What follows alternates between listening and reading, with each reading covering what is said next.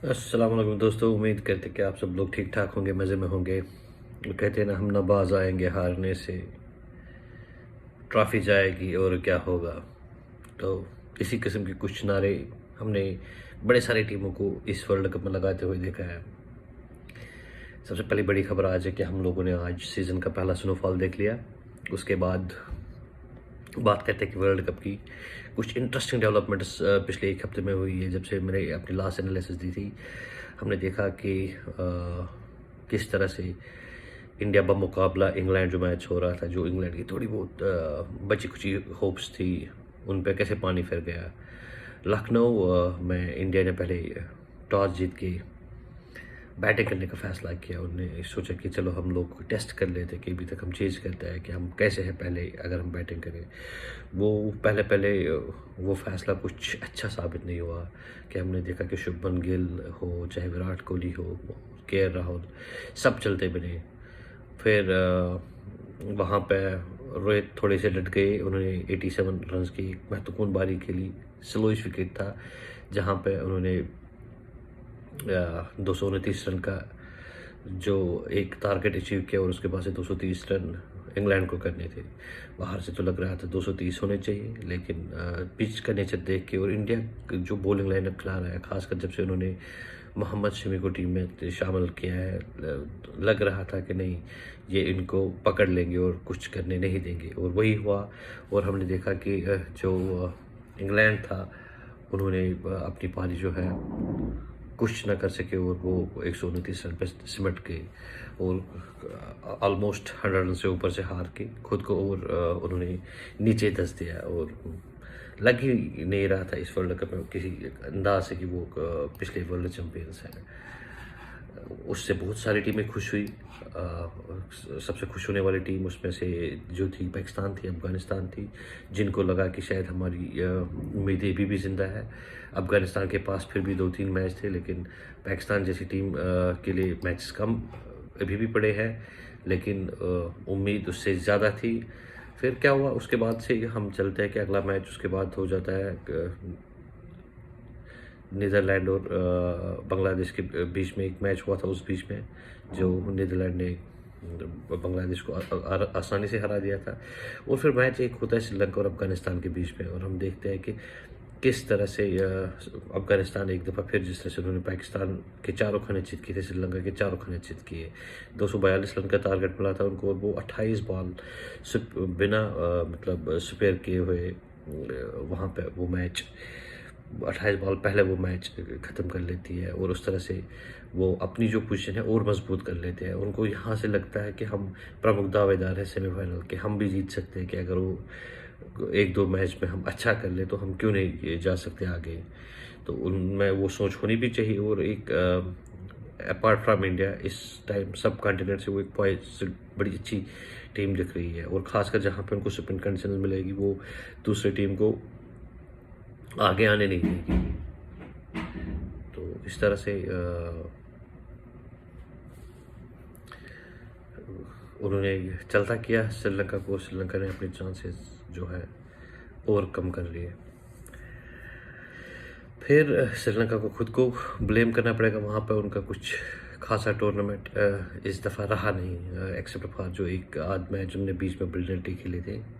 फिर बात आई बांग्लादेश और पाकिस्तान के बीच में, जहाँ पर इस दफ़ा जो उनकी कंट्रोवर्सी चल रही है, जो कुछ उनके इर्द गिर्द चल रहा है, तो लग रहा है कि पता नहीं वो खेलने के लिए कम पॉलिटिक्स करने के लिए ज़्यादा है।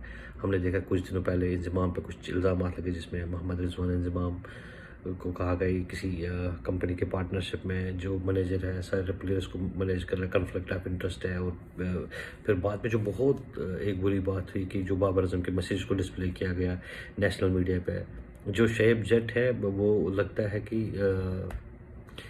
जी चले, अब इंसान है, अदरवाइज़ जिस जलन और हसद से वो बाबर आजम के पीछे पड़ा है, दूर से लग रहा है कि जल के राख हो जाएगा किसी दिन। पता नहीं ऐसे बंदों को अपने नेशनल हीरोज़ के पीछे इस तरह से कैसे लगने दे रहे हैं। कुछ जो होते हैं ना एटलीस्ट मानहानि का दावा, बाकी चीज़ें, चले आप गेम पे एनालिसिस करें, वो आपका हक है, लेकिन आप पर्सनल एजेंडा लेके किसी के पीछे नहीं पड़ सकते हो। और यहाँ पे लग रहा था कि क्योंकि दोनों टीमें थकी हारी आ रही थी, पाकिस्तान भी हारते हुए आ रही थी और बांग्लादेश ने भी कुछ झंडे नहीं गाड़े थे, वो सबसे हार के आ रहे थे। और उन्होंने एक गलत फैसला किया जब उन्होंने ईडन गार्डन में पहले बैटिंग का फैसला किया, और बैटिंग करने के साथ साथ उन्होंने फिर अपना दिमाग पाकिस्तान की तरह अप्लाई नहीं किया, जहाँ पे उनको 280-260 के आसपास स्कोर दिख रहा था, वहाँ पे वो 204 पे उनकी पारी सिमट गई। और पाकिस्तान ने कुछ चेंजेस की थी, जिसमें उन्होंने नवाज़ को बिठा के सलमान अली आगा को लाया था बैटिंग स्ट्रेंथ करने के लिए, और फ़खर जमान को वापस लाया इमाम की जगह, जो एक अच्छा डिसीजन साबित हुआ। और मोहम्मद वसीम के साथ परसिस्ट किया उन्होंने, और उसामा मीर शादाब की जगह आए थे, क्योंकि शादाब पिछले मैच में ज़ख्मी हुए थे। और हमने देखा कि उस तरह से पॉजिटिव इंटेंट के साथ जब फ़खर और अब्दुल्ला ने स्टार्ट किया, और उन्होंने वो हदफ जो है कुछ 32.3 ओवर्स में हासिल किया। और उससे ये हुआ कि पाकिस्तान बहुत आगे आया, हालांकि उससे और आगे आना चाहिए था। 28-29 ओवर में जो उनकी पोजीशन थी हो जाना चाहिए था। शायद बाबर अगर पीछे चले जाते थोड़े से, या अपनी ही गेम खेलते इक्के दुक्के की, तो वो 10-20 बॉल पहले ही ख़त्म होने की वजह से उनकी रन रेट प्लस में आती। बट फिर भी उनकी उस मैच के साथ एक थोड़ी सी उम्मीद बन नहीं रही कि हम शायद वर्ल्ड कप में भी बने रहेंगे। लेकिन नज़रें सारी उनकी जमी थी कि जो अगले 3 मैच है, हमारा कौन सा पॉसिबल ऐसा बंदा है कि जिन लोगों को हम टांगे खींचे या बाकी टीमें हराए, और वो हम उनकी हार अगर होगी तो हमारी जीत होगी। तो नज़र भाई साहब हमेशा की तरह उनकी न्यूजीलैंड पे थी, जो वो शरीफ बंदे हैं। और न्यूजीलैंड ने आज साउथ अफ्रीका के साथ मैच खेला, एक बड़े ज़बरदस्त किस्म का मैच हुआ। लेकिन न्यूजीलैंड का कुछ ब्रेन फेड हो गया कि जब उन्होंने टॉस जीत के पहले बॉलिंग करने का फैसला किया। इस पूरे टूर्नामेंट में देखा गया कि साउथ अफ्रीका एवरेज 350 के आसपास को ठोक देती है जब भी वो पहले बैटिंग करती है। खासकर लास्ट के 10 ओवर्स में उनको देखा गया कि वो रुथलेस बैटिंग करती है, वो बड़े सारे रन बनाती है। हमने देखा कि साउथ अफ्रीका इस पूरे टूर्नामेंट में 2 बार फंसी है, एक नीदरलैंड के खिलाफ, एक पाकिस्तान के खिलाफ। वो दोनों बार वो चेज़ कर रही थी। तो न्यूजीलैंड ने लेकिन ऐसा नहीं किया। उनको लगा कि हम पिछला जो मैच ऑस्ट्रेलिया के साथ खेले हैं, बड़े हाई ऑन कॉन्फिडेंस थे कि वहाँ पे वो नैरो मार्जिन से मिस कर गए। लेकिन यहाँ पे साउथ अफ्रीका ने पहले धीमी शुरुआत तो की, लेकिन बाद में जो उन्होंने कुट मारी है, चाहे रशीफ फर्नांडसन या तो गुंडन डिकॉक ने चौथा 100 मारा है इस टूर्नामेंट में। रोहित को क्लोज ऑन कर रहे हैं 5, जो एक रिकॉर्ड है उनका, जो 2019 में उन्होंने 5 सेंचुरीज का एक रिकॉर्ड बनाया था। और फिर जब उनकी पारी शुरू हुई तो उनको कभी वो उड़ान मिली नहीं। ये तो बाद में फिलिप्स ने वो लास्ट पे हाफ सेंचुरी की कि जब उसको लगा कुछ अब खोने के लिए है नहीं, अदरवाइज़ वो 110-120 में समेट गए थे। और यहाँ पे उन्होंने जो वो 190 रन की एक हार उन्होंने झेल ली, वो पाकिस्तान के हक में तो चलेगी, अफगानिस्तान के हक में भी चलेगी। उससे ये टूर्नामेंट एटलीस्ट चौथे स्पॉट के लिए बिल्कुल वाइड ओपन हो गया है।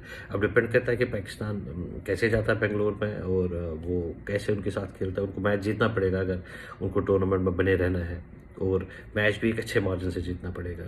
जो अब हम जब देखते हैं कि पाकिस्तान की जो इस टाइम तक बॉलिंग है, स्पिन डिपार्टमेंट कुछ खास नहीं कर रहा है, तो क्या पाकिस्तान इतना ब्रेव होगा वो एक डिसीजन ऐसा ले कि जहाँ पे वो उसामा मीर को ड्रॉप करके हसन अली को एज ए चौथा पेसर खिलाए, क्योंकि उनके पास जो स्पिन ऑप्शंस होगी वो सलमान अली आगा और इफ्तिकार भी कर देंगे, क्योंकि उनके मेन स्पिनर्स कुछ एक्स्ट्रा ऑर्डिनरी नहीं कर रहे हैं जैसे बाकी टीम वाले कर रहे हैं। तो क्या वो इतने ब्रेव होंगे कि वो उस कम्बिनेशन के साथ चले जाए? तो मुझे लगता है जाना चाहिए अगर आउट ऑफ बॉक्स सोचे, लेकिन शायद ओवर रेट का मसला ना पड़ जाए। लेकिन इफ्तिकार और सलमान अली आगा है उसको कवर अप करने के लिए। लेकिन टूर्नामेंट बड़े मज़ेदार उस अंदाज में पहुंच गया है। कुदरत का निज़ाम बहुत अच्छे से काम कर रहा है। कुछ साजिशें कुछ टीमें खुद के खिलाफ खुद कर रही है, कुछ साजिशें कुदरत कर रही है, और ऐसा लग रहा है कि जैसे पाकिस्तान को सेमीफाइनल की ओर धकेला जा रहा है, जो मैं भी समझता हूँ वो डिज़र्व नहीं करते हैं। बट देखते हैं कि अगले आने वाले 2 मैच वो कैसे खेलते हैं, और अपने पाँव पे वो कुल्हाड़ी मारते हैं या पार हो जाते हैं। तो शायद से जो आने वाला मैच होगा साउथ अफ्रीका और इंडिया के बीच में, वो भी डिसाइड करेगा कि पाकिस्तान के साथ कौन खेलेगा या न्यूजीलैंड के साथ कौन खेलेगा, क्योंकि पाकिस्तान या न्यूजीलैंड में से जो भी थ्रू होगा सेमीफाइनल के लिए वो तो चौथे नंबर पे ही आएगा और उनका मैच कोलकाता में ही होगा। तो उम्मीद तो बनी है कि किस तरह से एक्साइटमेंट इस टूर्नामेंट में बनी रहेगी, और उसी तरह से हम भी फॉलो करते रहेंगे, आप भी फॉलो करते रहिए। फ़लस्तीन को अपनी दुआ में ज़रूर याद रखिएगा। उनके खिलाफ़ जो कुछ हो रहा है अच्छा नहीं हो रहा, दुनिया को बताना है कि उनके खिलाफ़ जिस किस्म की बर्बरियत हो रही है कि हमें साफ अल्फाज में उस चीज़ की मजम्मत करनी चाहिए। अगर हम कुछ ना कर सके तो एटलीस्ट उतना तो कर ही सकते हैं, और दुआ ही उनके लिए कर सकते हैं कि अल्लाह उनको आसानी फरमाए, और हम सब लोगों को उनके लिए दुआ करनी चाहिए, और जो हम इंशाल्लाह सब कर भी रहे हैं। अगले मैच तक के लिए आप सब लोग बहुत सारा ख्याल रखिएगा। आते हैं फिर एक और एनालिस्ट के साथ आपके साथ, तब तक अल्लाह ने के बाद। अस्सलाम वालेकुम।